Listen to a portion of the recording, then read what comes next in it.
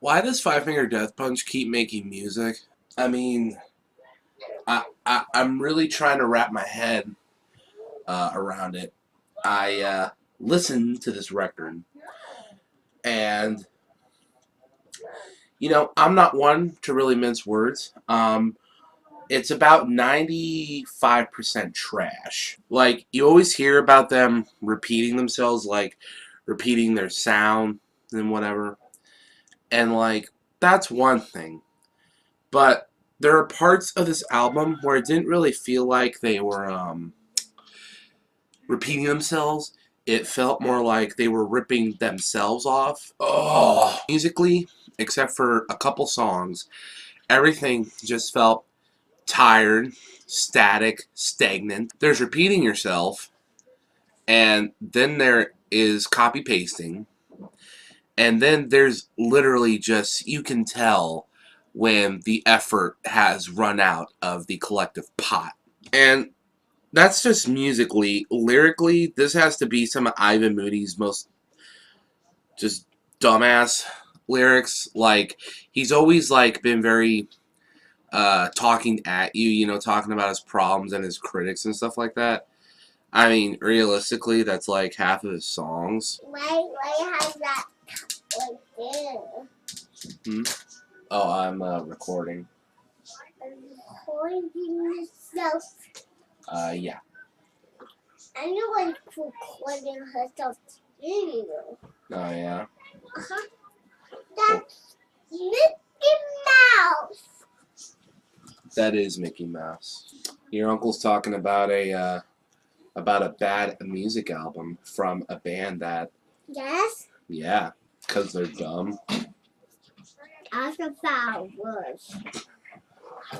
It's a bad word for me, though. You're right. You shouldn't throw those words around willy-nilly. Yeah. You should only save them for the people truly deserving. And for Ivan Moody. The kid is so adorable when she is on her medication. I don't look for trouble. Trouble looks to me. I look down on you. You're looking up to me.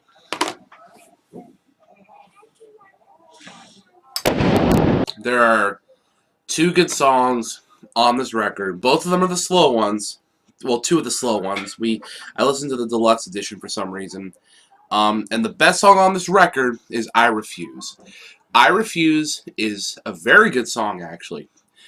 And is the only song on the album that sounds genuine and like they actually gave a damn. I didn't care for Trouble when it first released. I thought it was very just by the books, basic for them, whatever, and I thought that line was stupid. There's other dumb lyrics in that song and on the rest of the album, but that's what opens the song, and I'm thinking to myself, man, if that's the best you got, that does not bode well. It's actually really weird to think, because I thought Fake was a whatever song, and I'm like, man, I can't believe they wanted this to open the record. I'm actually glad that I listened to the deluxe, because Trouble, for its many flaws, is a far better opener. Sham-Pain seems to be a song that everyone really likes. I get the point of it, and the song had a better lasting effect on me than other songs because it was the third song, and it actually does work really well with I Refuse. I Refuse comes later on the record, but those two, lyric-wise, that felt genuine musically. It didn't do nothing for me. The Kenny Wayne Shepherd song was okay. And dude, I don't even remember the rest of the names of half these songs, man. And I think we're in a place now where we can safely admit that Five Finger Death Punch, on top of not being that good anymore, can't we just admit that, like, they weren't really that good anyway? Like, I get it. They made a lot of Pantera fans happy. When they came out, it was a whole bunch of, like, pretty boy metalcore bands and stuff, because, new age music sucks, all of it, apparently, because, people from the 80s don't believe in irony. How their parents, who were all a bunch of rock and rollers, said that heavy metal, was just a fad, it won't last, whatever, and stuff. Well, they literally did the same thing to my generation, with the new metal and all the metalcore, deathcore stuff. But they're more validated because we have Metallica and Iron Maiden and Pantera and Slayer. Those are the type of people that liked Five Finger Death Punch. Five Finger Death Punch is probably the only band they listen to with actual melodies and some harmony. Like, it's cool to like Five Finger Death Punch because they're tough and they're in your face and they don't give a damn and they're just blah blah blah. They're so rock and roll. No, they're not. Okay, they're rock and roll is busting up your equipment on stage and setting stuff on fire and putting on a really good show, and it's writing good music. Rock and roll isn't showing up, however late he showed up to the show, Ivan Moody, and then throwing a whole bunch of hissy fits and saying, "This is my last concert with Five Finger Death Punch" for like 19 times. And rock and roll is not pushing out mediocre albums and then still trying to pretend that you're relevant. Or maybe that's incredibly rock and roll. I may need to get back to you on that one. But the rest of the music, besides I Refuse, was just so by the books, by the numbers. It was repetitive. Like, you wouldn't understand unless you actually heard the record. And the thing that pisses me off is that Five Finger Death Punch and every band that Churko produces, they're gonna sell, they're gonna make their money, and like it's really hard to say how much something sucks or not, because like if it's popular, then that must mean it's good, or it was good at some point, or it is still good. But I mean, but like there's a lot of negative reaction getting thrown at this record, a high majority, not majority, but a high amount of the fan base and the non-fan base.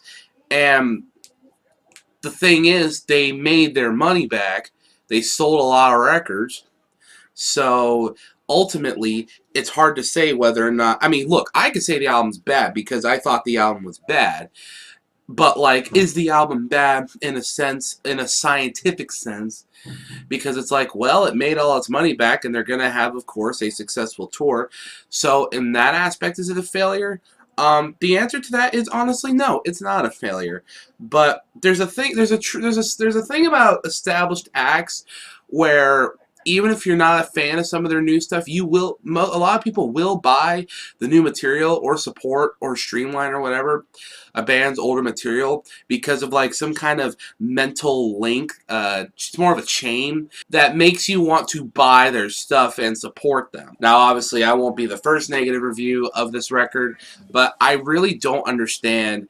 It boggles my mind if anyone can actually defend this album. And of course, this is going to be the part where, like, if this video, gets any amount of views, where all the Five Finger Death Punch fans are going to be like, "Well, you pussy, you can't handle Five Finger Death Punch, blah, blah. Ivan Moody could kick your ass." And like, you know what?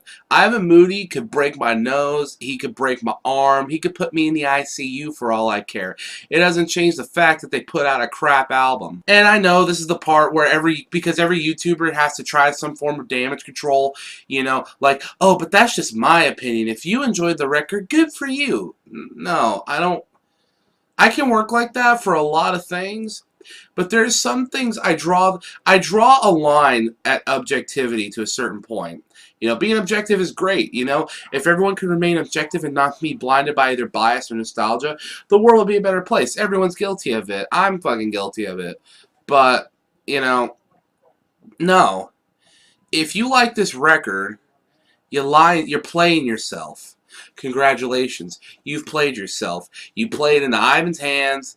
And you know what? That's the other thing. Half the record is Ivan complaining about being a rock star. But you remember American Capitalist? Like, when he made Under and Over It, and he was telling everyone to suck his D because "I've made a rock star. I'm a rock star now. You guys suck." That was half the point of that song. And now he's like, he was literally complaining about doing meet and greets in the, I think it was Sham-pain or one of the other ones. He's complaining about doing meet and greets. He's complaining about fans. And granted, I can understand. Okay, the type of tough guy man-child fanboys that Five Finger Death Punch attracts, I can imagine they'd be annoyed because first off, they're all fat guys like me, but half of them either got the gnarly beards or they're super thin, tatted up bros, and they all drink the same crappy beer. So it doesn't make sense to me. Like, This dude is literally complaining about all he has.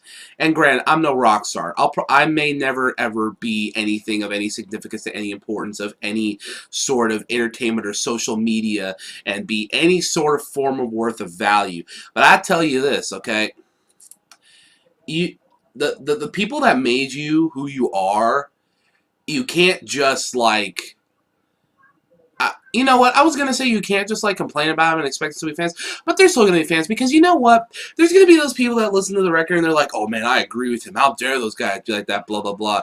You know, and it's like they're like wrestling fans. Wrestling fans harass wrestlers outside of the outside of work so often that when wrestling fans like me that actually respect them want to take a picture, they get all on the defensive. And like Braun Strowman, where I met him in New Orleans, and he's like, "Sorry, man, I'm with my family," and I had to make it clear I respected that decision and backed off. But, well, then again, some people did take pictures of him at the bar after they bought him beers. God damn it, Braun Strowman, where's my picture? I have your pop for damn sake. Doesn't that mean anything? But no, seriously, like, I can understand him complaining, but like, that's a thing that you do like locker room talk style with the boys. You can't like you just shouldn't do that. But again, you know, everyone's gonna be like, everyone that meets him now, be like, man, I don't feel what you're saying. I've always respected you, this and that. And they shake his hand, and he's gonna be that. He's gonna do that typical. This is gonna be exact moves. He's gonna shake their hands, be like, thank you, man, thank you. I really appreciate it. But in his mind, he's gonna be like, suckers. Now hurry up, let's take this picture. All right, fuck off. Next person. Oh, thank you, man, thank you. All right, let's take this picture. Oh, thank you, man. It's just and it. But then again, I guess that comes into a critique about music in general, not just Five Finger Death Punch. So I think that means that I've rambled too much, and I should just cut the video short here. So yeah, Five Finger Death Punch's album sucks, and the band. I don't even know if I should say the band sucks now. I feel like in a way they always have, but no, this album sucks. They peaked at American Capitalist, and they either need to try something new, you know, and or they need to have some form of wake-up call, because if they release another album like this, then, well, you know what, it's still gonna sell, so screw me, I guess, right? Hey, at least, you know what, it's better than Get Your Six, because I actually remember this record. Thanks for watching the video. If you liked it, sweet. If you dislike it, sweet. See you later.